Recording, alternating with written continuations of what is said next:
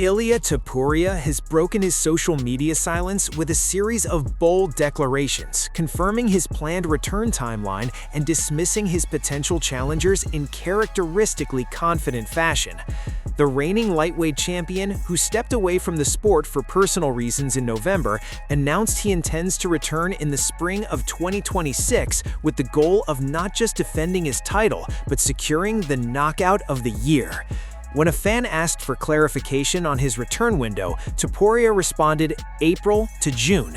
He then specified exactly who he intends to face upon his return, the winner between Paddy and Justin, referring to the UFC 324 interim lightweight title bout between Paddy Pimblett and Justin Gaethje. This timeline and matchup would perfectly set the stage for a title unification bout on the historic UFC White House card in June, an event Topuria has previously expressed strong interest in headlining.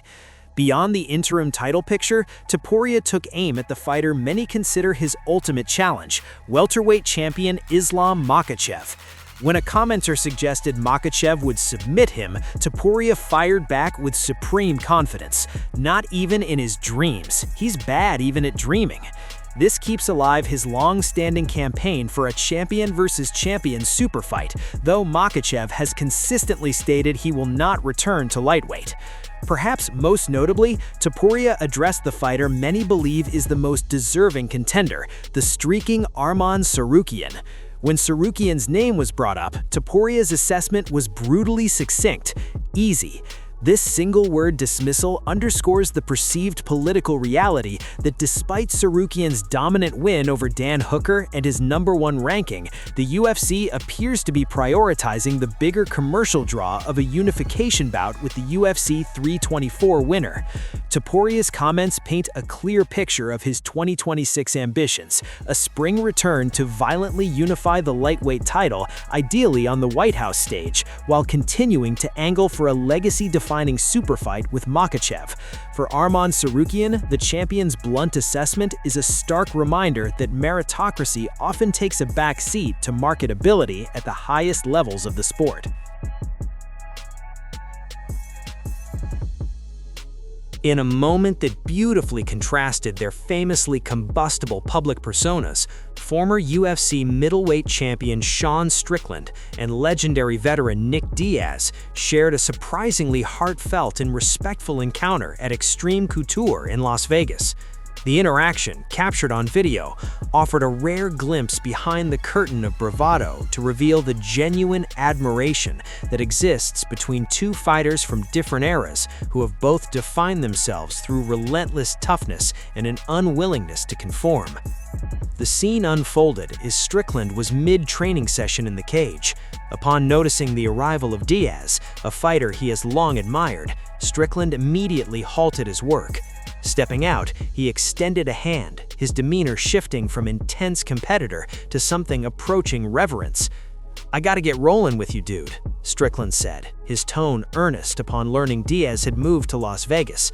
He then turned to his training partners, almost needing to underscore the significance of the moment for them, stating, "Fucking legend over here, guys. Crazy. That's a fucking legend, man. Crazy." What followed was a brief, easygoing exchange that highlighted their shared understanding of the fight game's culture.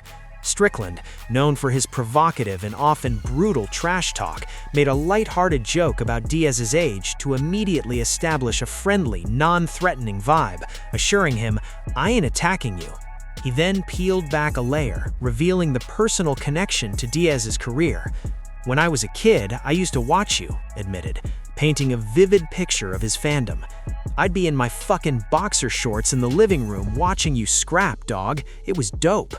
In a perfect full-circle moment, Diaz, the man who inspired a generation with his Stockton slaps and unwavering spirit, simply nodded and replied that he now watches Strickland fight in the UFC. The encounter was more than a pleasant meeting. It was a symbolic passing of the torch between two iconic anti-heroes. Strickland, currently immersed in a high-stakes camp for his UFC Houston main event against Anthony Hernandez on February 21st, is the present-day standard-bearer of unfiltered, fearless combat. Diaz, the former Strikeforce champion and UFC title challenger who hasn't fought since 2021, represents the gritty, authentic spirit of a previous era. Their mutual respect, devoid of any need for performance or provocation, served as a powerful reminder that beneath the headlines and controversies, a deep and unspoken bond connects those who have sacrificed and endured in the pursuit of fighting at the highest level. It was a quiet acknowledgement that they are in essence cut from the same unforgiving cloth.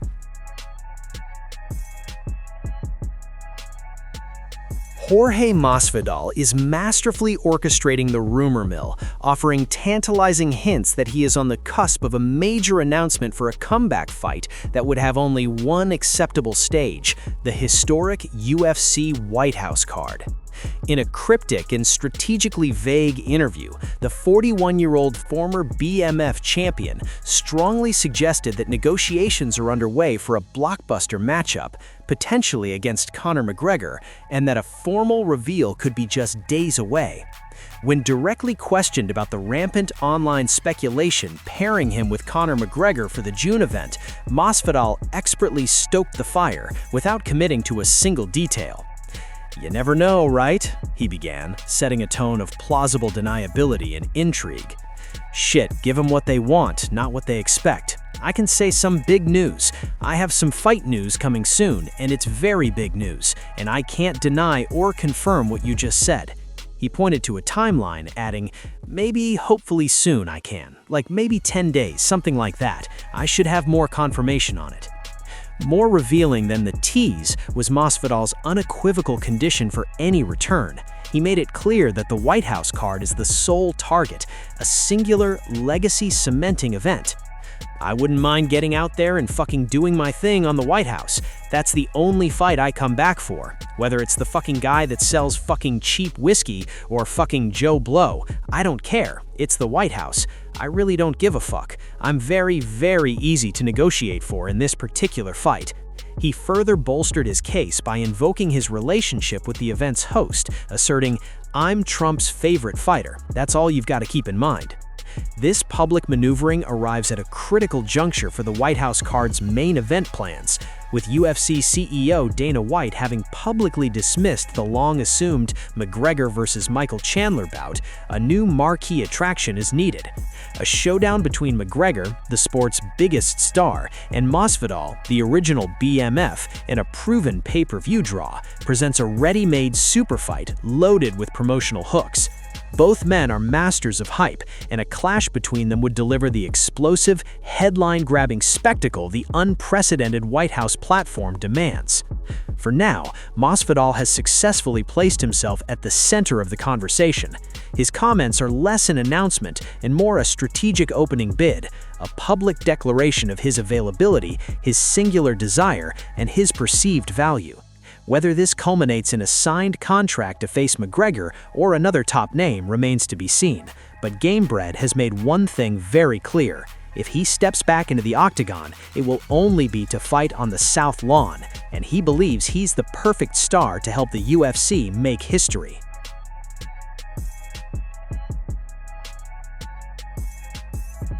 The path to Khamzat Chimaev's first middleweight title defense is shrouded in uncertainty and conflicting narratives, with the champion himself claiming a lack of willing challengers despite a clear #1 contender publicly campaigning for the shot. In a recent public appearance, Chimaev addressed the question of his next fight with a note of frustrated ambiguity, stating, "When is my next fight? Nobody wanted to fight, brother. What should we do?" This declaration seems at odds with the public stance of Nasruddin Imavov, the two-ranked contender who has solidified his claim with a knockout win over former champion Israel Adesanya and a victory against Caio Borralho in 2025. The two fighters have even engaged in a verbal agreement on social media to fight after the Islamic Holy Month, making a title bout seem like the logical next step. However, Chimaev's "nobody wants to fight" comment suggests either private negotiations have stalled or he is attempting to pressure the UFC into a different, perhaps more lucrative matchup. Another major variable is the upcoming UFC Houston main event on February 21 between Sean Strickland and Anthony Hernandez. The winner of that high-stakes bout will immediately thrust themselves into the title conversation, and a Strickland victory in particular would set up a grudge match with Chimaev, laden with pre-existing animosity and significant pay-per-view appeal. Amid this sporting uncertainty, the MMA community was briefly rattled by a disturbing but false rumor that Chimaev had been seriously injured or killed in a car crash in Chechnya. His manager, Majdi Shamas, swiftly debunked the reports, confirming to Red Corner MMA that Chimaev is currently in Abu Dhabi, UAE, not in Chechnya, and is 100% healthy. For now, the middleweight title picture is in a holding pattern. The most merit-based fight is Chimaev versus Imavov, a matchup both have seemingly agreed to in principle. Yet Chimaev's public comments and the potential for a bigger storyline emerging from the Strickland-Hernandez winner leave the door open for the UFC to pursue a different direction. The champion's next move remains one of the most intriguing puzzles in the sport as it awaits its solution. The long-simmering fantasy matchup between Jon Jones and Alex Pereira has erupted into a public and tantalizing dialogue, with both legends now openly stoking the flames for what could be the most monumental legacy fight in UFC history. After Pereira dropped a cryptic hint pointing to Jones as his desired next opponent, the retired former two-division champion has responded, not with a denial, but with a stark and confident warning, bringing the blockbuster speculation to its most concrete point yet. The escalation began when Pereira, the reigning light heavyweight champion, posted a video from the tire shop where he once worked in Brazil. Sharp-eyed fans quickly noticed the words "Next Jones" scribbled on a tire in the background, a not-so-subtle message that sent the MMA world into a frenzy. It was the clearest signal yet that Poatan is not only interested in the super fight, but is actively visualizing it as his immediate future. Jon Jones, who has been relentlessly campaigning for a comeback spot on the historic UFC White House card this June, swiftly seized on the moment. In a video posted to his Instagram, Jones directly addressed his potential rival. "I beat a lot of legends from your country, my friend," he stated, invoking his storied history of victories over Brazilian icons. Then he framed a clash with Pereira as the ultimate addition to that legendary resume. "I know you'd love to avenge the boys, but boy, would you be a good one to add to my list." His closing remark was a masterful blend of acceptance and intimidation. "Be careful what you wish for. Chama." By throwing Pereira's own Portuguese catchphrase back at him, Jones simultaneously acknowledged the challenge and issued a grave reminder of the peril in facing him. This exchange is monumental. It's the first direct public negotiation between the two titans, transforming the fight from fan theory and media rumor into a palpable, discussed possibility. However, the most significant obstacle remains UFC CEO Dana White. White has repeatedly expressed profound skepticism about Jones' reliability for an event as unique and high stakes as the UFC White House card, bluntly questioning, "Can I count on Jon Jones?" Furthermore, White has established a key condition, suggesting the fight should happen at the light heavyweight limit of 205 pounds, not at heavyweight where Jones last competed, and Pereira has expressed interest in moving up. Jones's willingness and ability to make that cut after a long layoff is a major unanswered question. For now, the verbal battle lines are drawn. Pereira has issued the call, and Jones has answered. They have created the perfect storm of narrative, the iconic, arguably greatest fighter of all time versus the two-division champion with otherworldly knockout power, both seeking to define their legacies on the most unique stage imaginable. The fight now lives in the space between a fighter's wish and a promoter's doubt.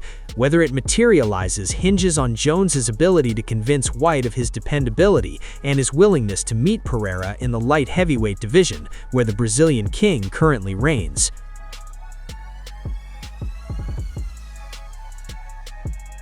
In a classic high-stakes crossroads matchup, veteran powerhouse Josh Emmett is set to headline UFC Vegas 114 on March 14th against the division's most electrifying and rapidly ascending prospect, Kevin Vallejos. The bout, officially announced for the Meta Apex in Las Vegas, pits the established knockout artist against an unranked but undeniable force on a 6-fight tear, creating a must-watch main event with profound implications for the featherweight hierarchy. For Josh Emmett, this main event assignment represents what may be the final critical opportunity to salvage his standing as an elite contender and resurrect his fading championship dreams. At 38 years old, and with a record of 1-4 in his last 5 outings, the timeline for a career resurgence is narrowing. However, context is crucial. Those 4 losses came against a murderer's row of the division's absolute best: Ilia Topuria, Yair Rodriguez twice, and Bryce Mitchell. Emmett's legendary one-punch power, which has produced highlight reel finishes of fighters like Michael Johnson and Ricardo Lamas, remains the great equalizer. He has openly stated his desire for one more title run before retirement, and a decisive victory over a surging, dangerous opponent like Vallejos is the non-negotiable first step to proving he still belongs in the conversation, alongside Volkanovski, Lopes, Evloev, and Murphy. The man tasked with halting that plan is Kevin Vallejos, a fighter transitioning from promising prospect to bona fide threat. The Dana White's Contender Series graduate has been flawless in the UFC, compiling a 3-0 record with increasingly impressive performances.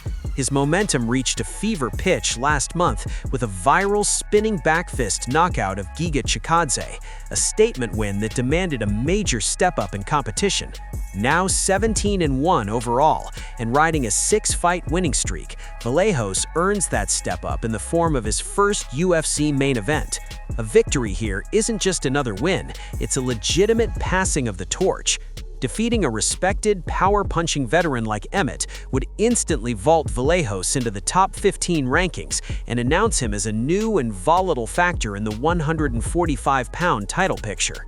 Stylistically, the fight is a compelling contrast. Emmett, the compact bulldozer, will look to cut off the cage and unleash his fight-ending right hand, relying on experience and raw power.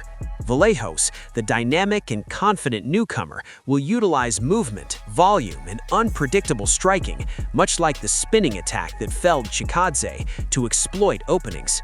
It's a classic clash of established force versus rising finesse.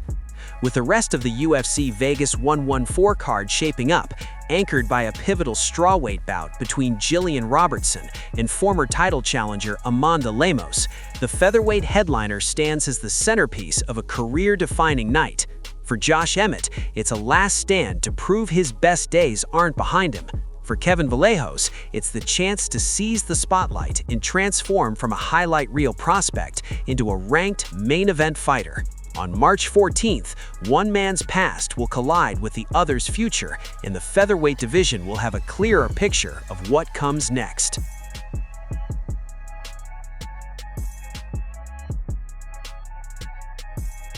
Islam Makhachev is actively shaping the narrative for his next championship move, publicly engaging in a war of words with undefeated welterweight phenom Michael Morales, while the specter of a historic super fight with Ilia Topuria continues to hover over the entire landscape.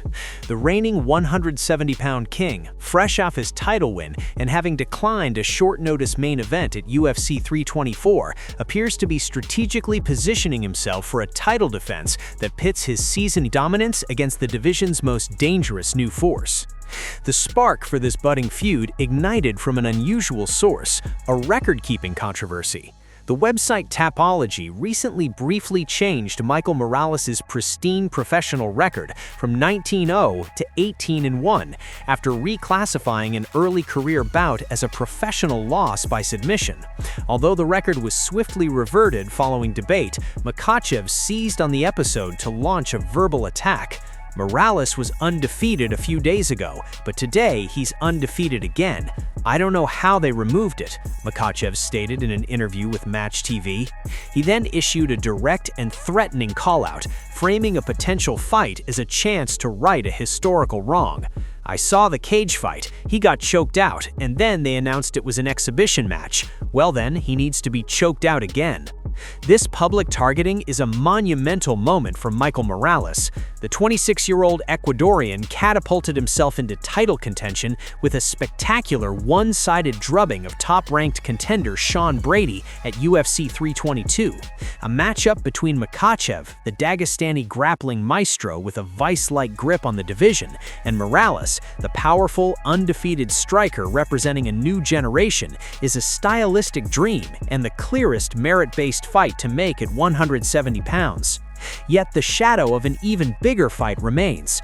Makhachev's long-stated desire is a champion versus champion clash with lightweight title holder Ilia Topuria.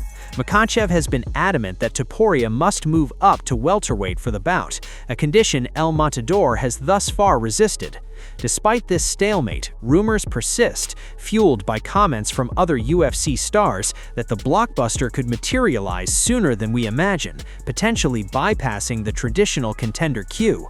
In this context, Makhachev's focus on Morales serves multiple purposes. It signals his intent to be an active champion and defend against the most deserving contender, applying public pressure on the UFC to book that fight. Simultaneously, it strengthens his negotiation position for the Topuria super fight, presenting him as a champion with a viable, exciting alternative if the megafight cannot be made on his terms. By verbally committing to the idea of choking out Morales, Makhachev is not just calling out a contender, he is masterfully controlling his options, ensuring that whether his next fight is against the hungry newcomer or a fellow pound-for-pound king, he enters the build-up on his own terms.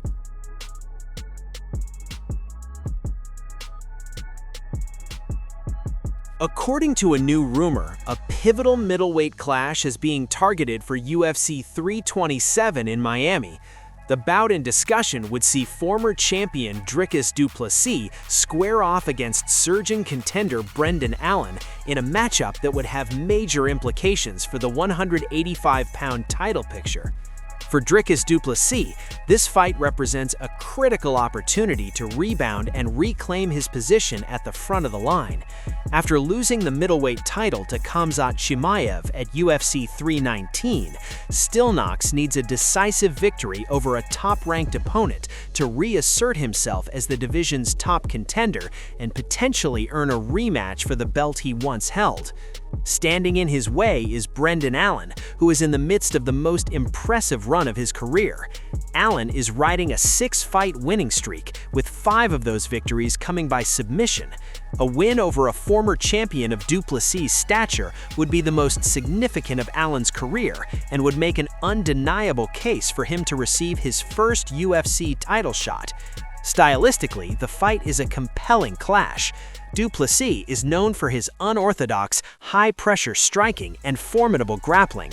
Allen is a submission savant with dangerous jiu-jitsu from every position.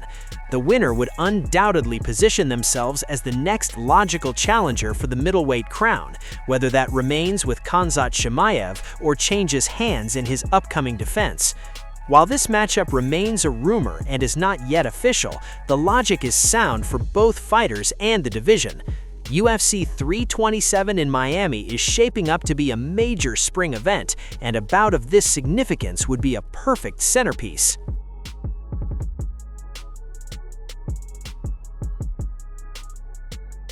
Dana White has signaled a potential, albeit conditional, shift in his stance on booking Jon Jones for the historic UFC White House card, opening the door to a blockbuster showdown with light heavyweight champion Alex Pereira, but only if Bones can prove his reliability and meet a critical stipulation. White, who had previously dismissed Jones' campaign for a spot on the June event by bluntly stating, "I can't count on Jon Jones," now appears willing to entertain the matchup under specific circumstances. In a recent interview, when asked about the possibility of Jones facing Pereira, White responded, "At 205? That would be a fight." This comment is pivotal as it establishes White's primary condition.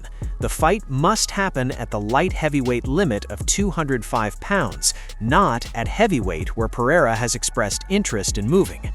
However, White's long-standing skepticism of Jones's dependability remains the central obstacle. He immediately followed his acknowledgement of the fight's appeal with his recurring concern, "But can I count on Jon Jones? I can't have Jon Jones doing something bad or pulling out of the White House fight." This underscores that for White, the unprecedented scale and political significance of the White House event outweighs the star power of any individual fighter. A last-minute withdrawal or outside-the-cage incident from Jones would be a catastrophic embarrassment for the promotion on its most visible stage. The ball is now firmly in Jon Jones' court. To secure this legacy-defining opportunity, he must convince White and the UFC that he can be trusted. This likely means demonstrating commitment through a seamless training camp, and more importantly, agreeing to cut back down to the 205-pound division he once dominated. For Alex Pereira, the path is clearer. He has publicly desired a super fight with Jones, and while he prefers it at heavyweight, a chance to face a legend for his 205-pound title on this platform would be an offer difficult to refuse. White's conditional openness transforms the fantasy matchup into a negotiable reality.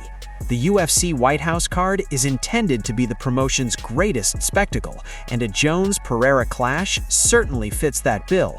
But for Dana White, the guarantee of the fight happening as scheduled is more valuable than the fight itself. Jon Jones's next move, proof of his reliability and willingness to meet at 205, will determine if one of MMA's greatest what-if fights becomes the centerpiece of its most unique night.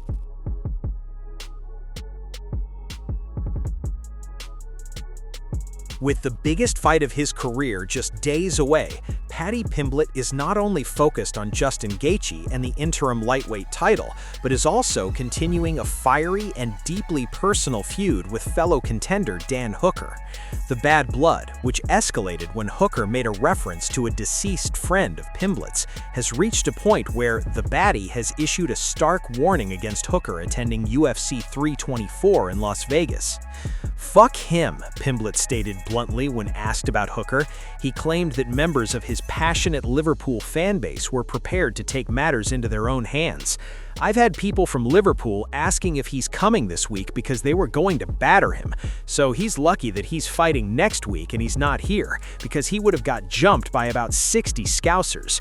While hyperbolic, the comment underscores the intense hostility between the two fighters.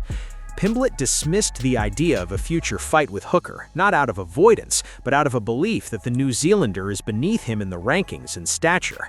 "Yeah, but he's beneath me," Pimblett said. "He's an absolute crab. He's 5'5" in his last 10. He's a bum." He used a comparison to Michael Chandler, whom he defeated and who knocked out Hooker, to question Hooker's standing in the division. This external drama hasn't diverted Pimblett's primary focus. For his main event against Gaethje, he is sticking to a bold prediction and a specific game plan. He intends to defy expectations by keeping the fight standing, aiming to replicate the striking success Max Holloway had against Gaethje. "I'll keep it on the feet with him. Everyone underestimates my striking," Pimblett asserted. Confident in his preparation, he predicted a decisive finish. "You'll see come January 24 when we have a perfect game plan and we finish him within 3. As Fight Week intensifies, Pimblett is navigating dual battles, a professional war for a championship against one of the sport's most violent contenders, and a deeply personal grudge match playing out in the media.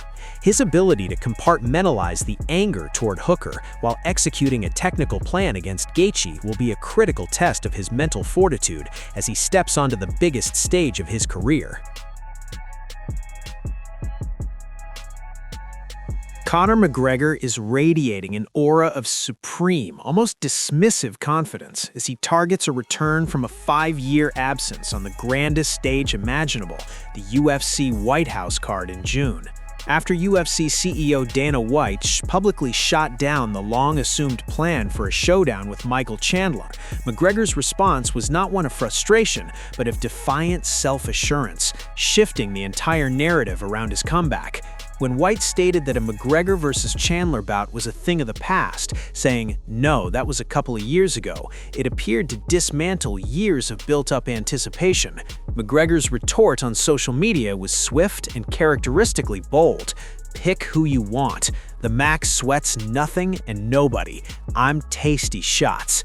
This statement is a masterclass in star power positioning. It achieves several things. It dismisses White's matchmaking authority as irrelevant to his own readiness. It declares his indifference to any particular opponent, and it reinforces his self-image as the sport's ultimate knockout artist, ready for anyone. This public stance creates a fascinating power dynamic. For years, the logical endpoint of McGregor's saga has been a clash with Michael Chandler, his rival coach from The Ultimate Fighter. Chandler himself has staked his immediate future on it, expressing unwavering belief that he will be the one to welcome McGregor back. However, White's comments suggest the promotion may be looking beyond that storyline, perhaps viewing it as stale or seeking a more explosive, legacy-defining matchup for the historic White House platform. McGregor's pick who you want attitude effectively agrees with this potential pivot. He is presenting himself not as a participant in a preset feud, but as the marquee attraction around which the entire event can be built. Beneath the bravado, the stakes are monumental. McGregor's return after such a lengthy hiatus, following a catastrophic leg injury, is a high-risk venture. A loss could permanently dim his superstar aura. By openly challenging the UFC to choose his opponent, he is attempting to control the narrative, framing his return as an event about him, Conor McGregor, the global icon, rather than about a specific competitive rivalry. Whether this results in a surprise new opponent, a last-minute revival of the Chandler fight, or even a previously unthinkable matchup, McGregor has made his position clear. He is not waiting for a fight to be made. He is announcing his availability for the biggest night in UFC history, confident that his presence alone will be enough to sell it, regardless of the name on the other side of the contract.